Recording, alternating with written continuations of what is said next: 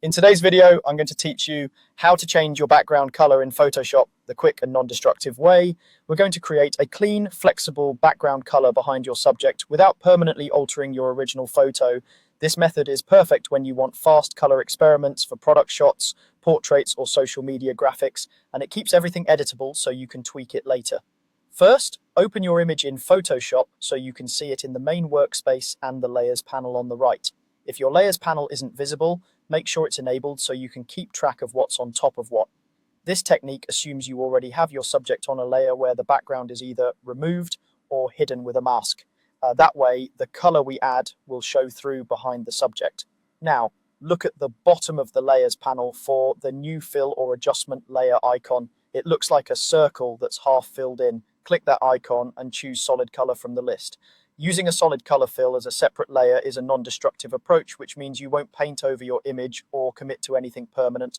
The color picker will pop up. Choose your desired background color here.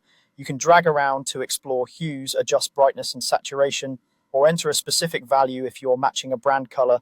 Try starting with a softer tone for portraits like a gentle gray or warm beige, and explore bolder colors for products to create contrast. Remember, you're not locked in. You can always come back and adjust this color later.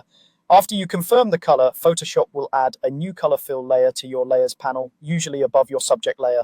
To make it act as the background, simply drag that color layer below your subject layer.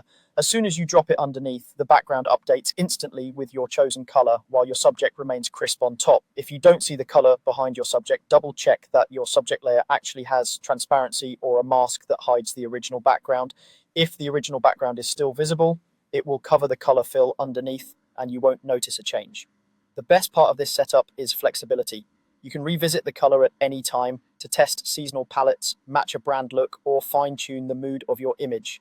Keep an eye on how the new color affects skin tones or product edges and adjust until it feels balanced and intentional. That's it, clean, fast, and fully